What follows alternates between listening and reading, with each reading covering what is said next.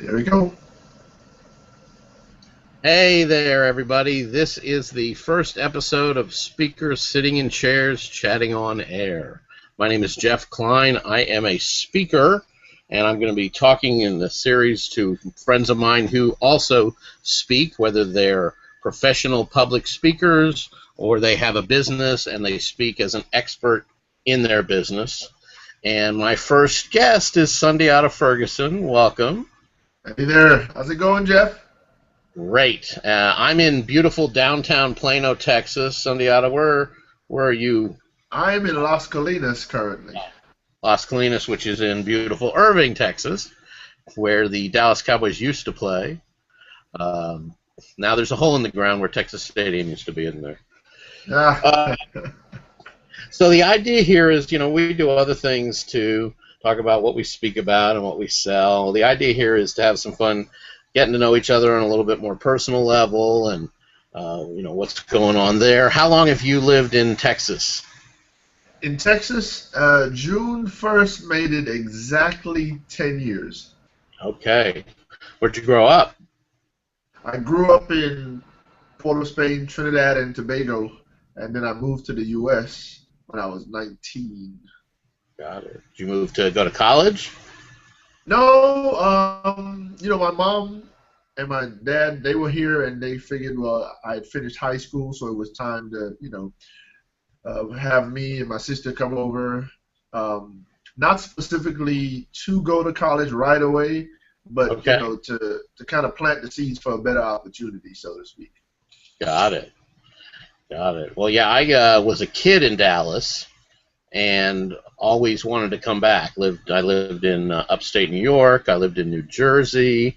I went to high school in Shreveport, Louisiana. Spent a couple years at LSU in Baton Rouge. Go Tigers! And then mom and dad moved back to Dallas in '82 with my sisters, and I moved back in '83 and finished college at UTD. So got myself a theater degree, which doesn't sound like it's that useful as a speaker, but actually it really is. Plus, I spent about a dozen years in the film business, so definitely used my degree. How about you? Well, currently I'm not using my degree, but I had been using it for quite a while until my injury. My degree is in computer aided drafting and design, Okay. so I've been doing that even on the job where I sustained my injuries. I actually had to utilize some of that skill Got it. that I have from my degree. So yeah, but I'm I'll do not my currently blow. using it. I'm gonna do my Blofeld impression, Mr. Bond, or that maybe that's just my Mike Myers impression with the cat. So that's Lavi the cat, Lavi, which is Hebrew for lion. So young lion, I Gotcha. guess. There's also a fighter jet named the Lavi in the Israeli Air Force. Cool. Anyway, yeah. So yeah, I mean, we should tell folks about what happened to you. I'm not, you know, you and I talk a lot about how your speaking is going to, affect, or your injury helps your speaking, and your story is pretty compelling. So why don't you share with us? And I was actually telling somebody about you the other day, Sundiata, and I said, here's a guy who was speaking about overcoming adversity because he had overcome cancer a few years ago, and then God gave him more adversity to speak about overcoming, right? Right. And you've definitely got the right attitude about it. So yeah, why don't you share what happened if you're up for that? Oh, no problem, no problem. And it's interesting that you mentioned my I don't I I've kind of moved away from calling it a battle with cancer because uh, when I look back, it wasn't so much of a battle as it was an experience. Because that Okay. whole situation was a lot of lessons learned, and ironically, maybe about a week before the accident that we're going to talk about, I had been having a conversation with my sister because my grandmother had just passed, and she was saying that it's time for you to walk away from that job and go tell your story. She's like, there are too many people that are struggling with health issues.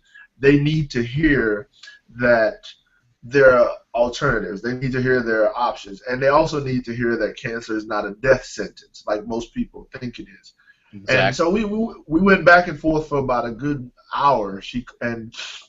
And when I tell you my sister is not the real talkative type, so that conversation was just out of the blue, random to me.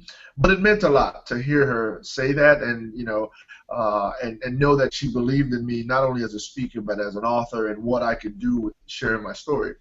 And then lo and behold, 1 week later, and for those that don't know, I was a cell phone tower technician. Basically, the guys that ensure that cell phones work by climbing up onto these pretty high towers. I was working on a project for AT&T upgrading to the new 4G system, and we were out there in Midland, Texas, and my hand got caught in a winch.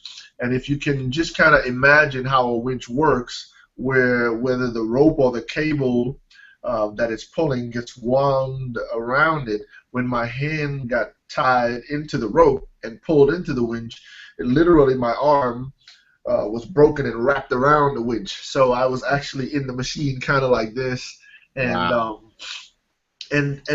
from the moment that there was a conscious realization of what was going on, it's I have to say, because we're driven by instinct in some regards, but then Yeah. there's an external voice that we sometimes don't. Not everybody understands what it is. Some people call it God. Some people call it the universe. And two things happened.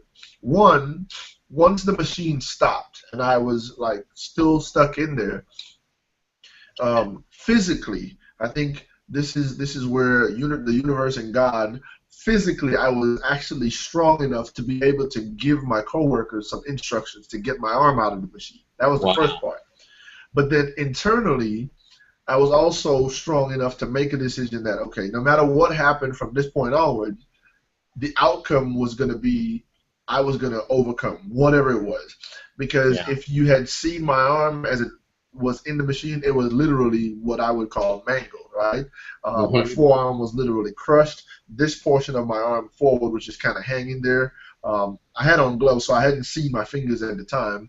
But so once they got me out, they rushed me to the hospital, and you remember you talked about me having the right attitude, and I think because I had the right attitude, I attracted the right things around the situation. Because Yeah. when they were sending me to Lubbock for an amputation of my arm, right? And something happened, and they diverted us to Midland Memorial Hospital. And lo and behold, I'm in the emergency room trying to give them information to contact my family. And this old doctor who wasn't even on call that night. He's just one of those older guys. He's a single guy. His wife has passed away. He just whether he's on call or not, he'll show up to the hospital.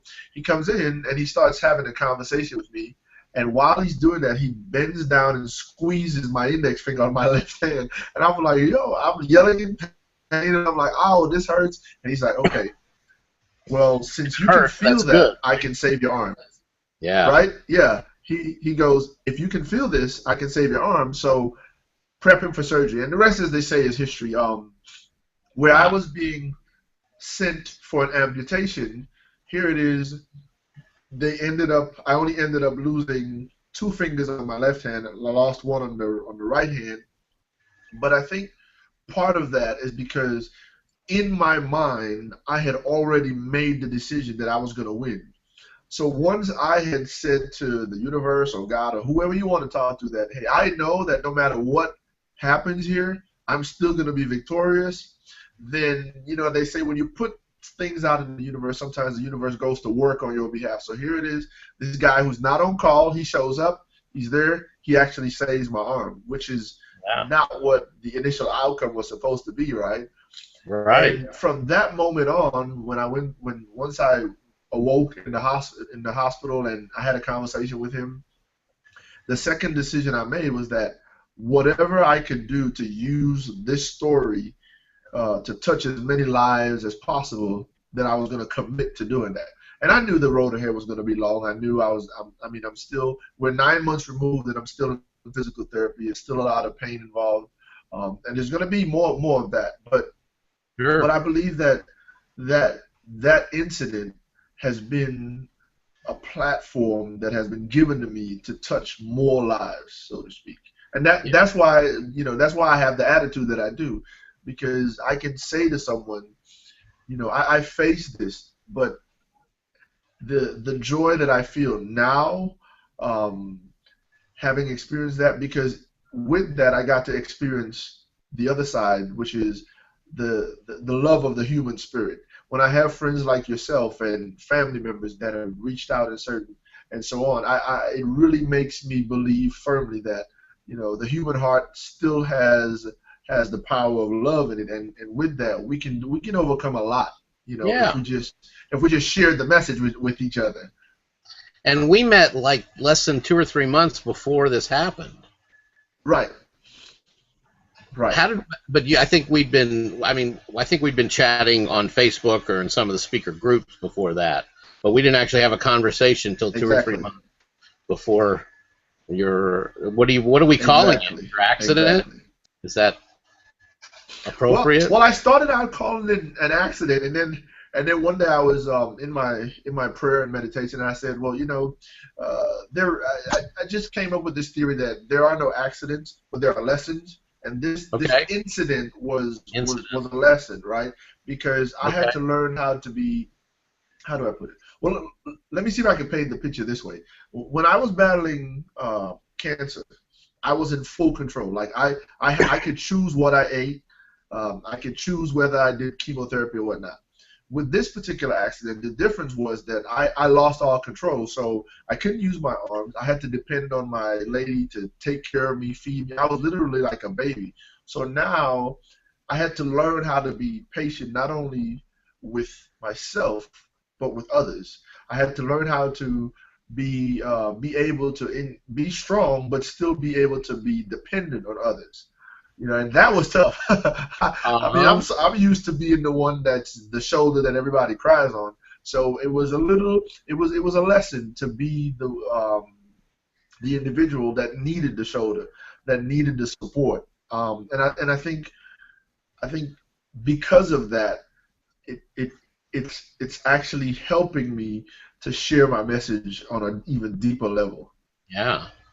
So when you were just, I mean, you were basically helpless. You could. It's not like you could turn the pages of a book or use a mouse or any of that stuff at first. How did you spend your time? It was interesting because I think, let's see, the accident happened on Saturday, October 12th. I remember the first time I actually touched my phone was maybe the Tuesday, and so I was, because when the accident happened, the only things that were free were my thumbs, right? So Oh, the okay. first thing the first thing I had to Cast. do was kind of Your figure thumbs out were how to free of maneuver the my cast. phone. Say Okay. again? So your thumbs were free of the casts. Yeah, my thumbs were Were free your of the casts on cast. both arms? Right, exactly. Both of them were bandaged up, and this one I had a cast from fingertips all the way up here, and on this one it was just mainly my hand, and so Yeah. I had to figure out how to maneuver the screen on my touch screen for my phone with my thumbs, Hey, right? Yeah, if you were 15, all you need are your thumbs, right? right. And then the remote and things of that nature. But I spent my time.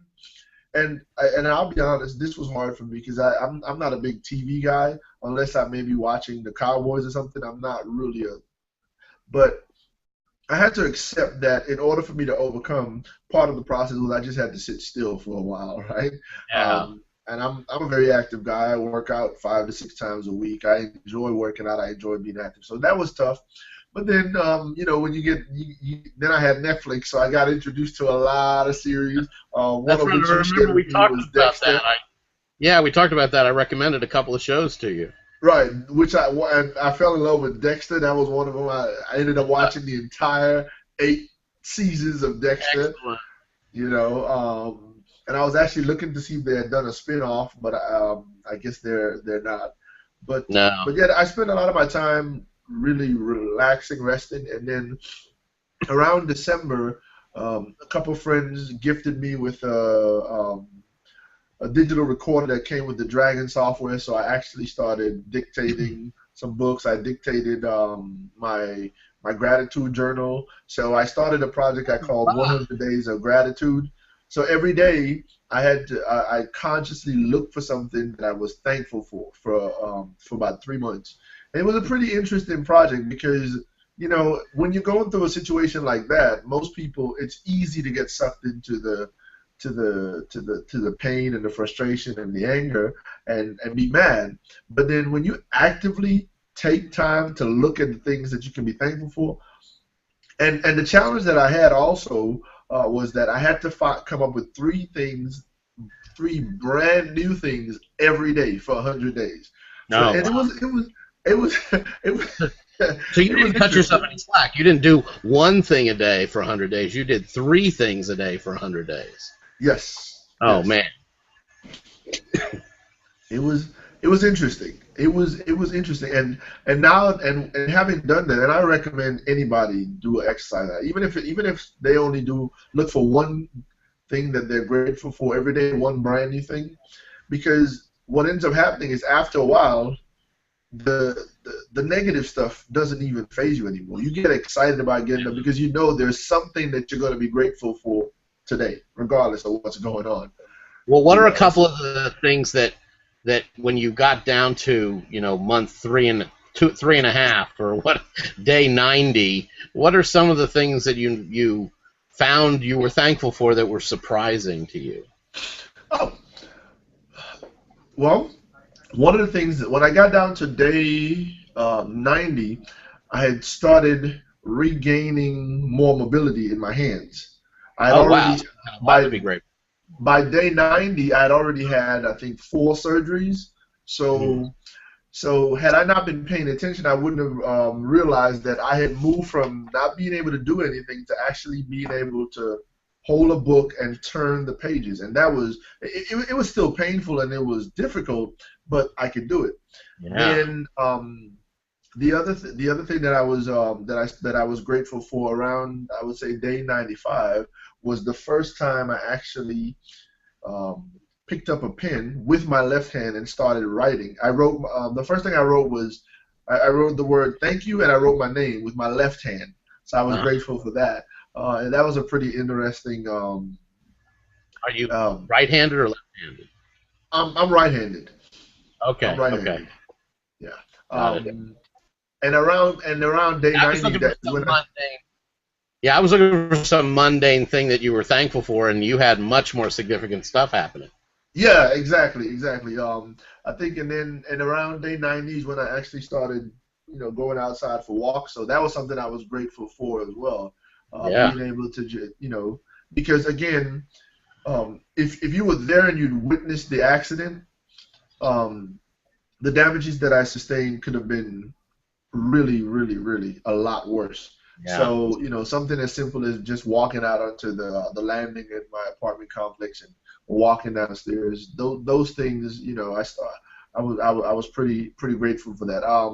Around day 90 was the first time I was also, well, probably around day 96 or 7, um, able to pick up a water bottle, actually pick up a water bottle. Now I still had bandages and stuff on, but I was actually able to pick up a water bottle, um, hold a Mm. plate. So those little things there were things I was thankful for around that time frame. Being able to do Yeah, I got no troubles, man. After talking to you, I have no troubles in my life. that. uh, No, nothing. I mean, I got nothing. I can't complain about anything anymore. well, I think it I all can comes down to complain, it's a I can choice, right? complain that I I mean, yeah, I can complain that I can't complain anymore. yeah, What did you definitely. do? Let's lighten the mood a little bit. What did you discover on Netflix as a mostly non-TV guy when you were Well, recuperating? You know what I got caught up in? I actually got caught up in going back and watching some of the old shows, like shows that I grew up as a kid seeing. Like I went back and watched all the Incredible Hulk. I Nice. actually today I'm still ever so often I'll pop on and watch Knight Rider is on there. They had MacGyver. So a lot of the stuff that I Nice. saw when I was a kid, I went back and watched that. That's like comfort food, but it was comfort TV, right? Yeah, yeah, it definitely was. It definitely. And then the amazing thing is, my boys, my sons, they would, whenever they would come over to visit, they would say, "Hey, let's watch this show." So I got a chance to do some things with them that I hadn't done in a while because of work and things of that. Because my sons there, they love Disney cartoons, and I do too. I mean, because I enjoy being able to sit there and watch these shows with them, and then kind Sure. of have them tell me what the storyline is and what they learned from the show. And How old are so your boys? so I got a chance. Say again. How old are your boys? Oh, that's Jocelyn, he just turned 12 last Tuesday, and Jamal, who turned 5 in March. So, it's pretty interesting dialogue with a 5-year-old about, what he thinks falling in love is on a cartoon, or Uh-huh. trusting, or friendship. It's interesting. So that was Nice. pretty fun. I enjoyed every minute of that. That's cool. My 4-year-old nephew is the shows he's into rotates. He was into Mickey and Mickey Mouse Clubhouse rather, and then he was into Handy Manny, and now he's into Dora the Explorer. And I've watched some of these shows with him, and they're not bad shows. They're not they're not all. There's some entertainment value, and there's one where there's it's Sheriff Callie, where a Cheshire cat is a sheriff in the West, and it's just it's not something that you want to pull your hair out because you're sitting there watching it with them. Right, right, right. So, Yeah, it's interesting. what have you discovered? Have you discovered anything recently? TV, music, something that you're consuming that you're enjoying that other people should know about? Even podcasts. I discovered a couple of new podcasts recently. Well, actually, my lady Pam introduced me to Spotify. So, so I actually, Spotify. Okay. yeah, so I downloaded the app on both my phone and my iPad, and I've found some classic Bob Marley reggae albums that I hadn't seen in a while, so I've downloaded that. I'm Cool. a big fan of Earl Nightingale, so I found a lot of his stuff on Spotify. Even some Nice. Anthony Robbins and Zig Ziglar stuff. So now I have that on my phone, and when I go out jogging and things of that nature, that's what I'm listening to. That's my new toy. Spotify is my new toy. Nice. Yeah. Nice. I'm a big fan of the Nerdist podcast, Nerdist, with Chris Hardwick. Uh-huh. And I started listening when they first started doing it, just him and a couple of friends interviewing their friends which happen to be a lot of famous people and comedians. Now he's got a whole network. He's got like 10 or 12 podcasts that are audio, and he's also got a YouTube channel. They bowl with other celebrities. So they have celebrity bowling where him and his guys bowl against the Doctor Who cast, or I watched it the other day where they were bowling with I just blanked out on the talk show host with the red hair. I can't even believe I'm blanking out on his name. The really tall Conan? guy who, huh? Not is it Conan? Yes, Conan O'Brien. How silly. Yeah, so they bowled with Conan O'Brien and his guys. So that was pretty entertaining. And then on Netflix, I discovered this show, and you may like it too. It's called Underbelly. It's like 8 or 9 season long Australian drama crime show, but each season tells the true story of a different crime family or syndicate or crime location, and the criminals and the cops who catch them by the end of the season. Huh. Um, Pretty good stuff. A lot of them don't get caught; they just wind up killing each other off. It's Oh, huh. Underbelly. It's on Netflix. Okay. So I'm gonna have to check That's that pretty out. cool. Because I wanted us in this, chatting on air. I want to make sure we, talk about what's happening pop culture wise, And I just started listening to a podcast called Extreme Biz Dev on Podcast One, and I'm not sure it's good or not yet. The jury's out. I've listened to one or two, and it's about a guy who helps people help small companies get deals with big companies. His name is Bernie Brenner, and it's interesting. It's called Extreme Biz Dev. Okay. Yeah, so that's worth checking out. What have you got have you got anything to recommend for the folks before we wrap up our chat? Well, and the thing is with me, now that I'm back up and about and active, I'm so much more into being outside working out that I haven't been watching Netflix as much as in the first 3 months, like when I first got started. Yeah, so that's the Well, but I mean, the podcast you can recommend Spotify. I really because when I swim almost every day now, and I found some headsets you can wear while you're swimming. That's an MP3 player. Wow. So that's where I consume a lot of my podcasts as well as in the car. That's awesome. Yeah, it's really really pretty cool. And that's what actually I'll tell you, Sundiata. That's what I needed. I needed the kickstart to get swimming because as much as I enjoy swimming or being in the water, I never enjoyed swimming laps. It was always boring because I just had too many conversations going on in my head. Right. And by getting the headset, I was able to listen to a podcast or a news chat or something and just tune out the conversations about business or whatever and actually get the most out of the exercise. Right. You don't want your mind working on something else while your body is exercising. Right, exactly. Right. Your mind needs to shut off or at least just be in relaxation mode while your body's working because otherwise you're not going to get the full benefit. Right. And so having the headset for the first 2 or 3 months of swimming got me. So right now the headset doesn't work. I got to send it back. So that's why I'm not plugging which brand it is that I got because it stopped working. But I still go swim now because now it's a habit. So it doesn't matter if I'm listening to anything or not. Exactly. That's kind of like with running, though. I know a lot of folks who don't like running.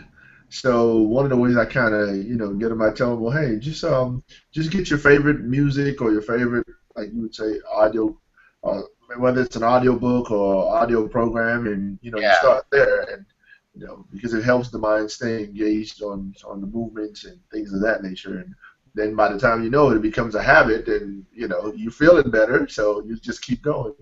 Right, and now when I swim, I don't think about hardly anything because I've trained myself to tune out, to not the stuff that keeps me awake at night isn't the stuff going on in my head when I'm swimming. Right. All these ideas. Yeah. So tell everybody your website, and then we're gonna wrap up this first episode.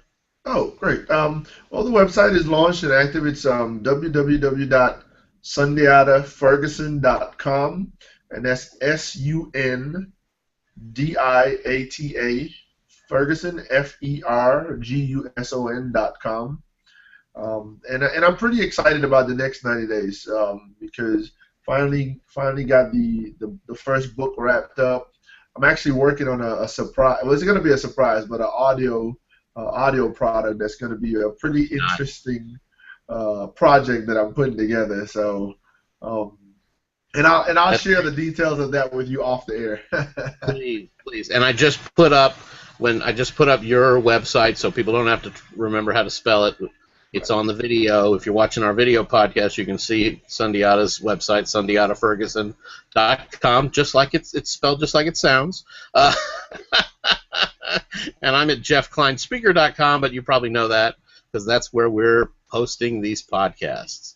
Thank you so much, Sundiata, for helping me break the ice here, be my baptism of fire on the first speakers, sitting in chairs, chatting on air, and we'll look forward to having you back after a while. Thank you, my friend. All right. Thank you, Jeff, and you have a great afternoon, brother. Bye, everybody.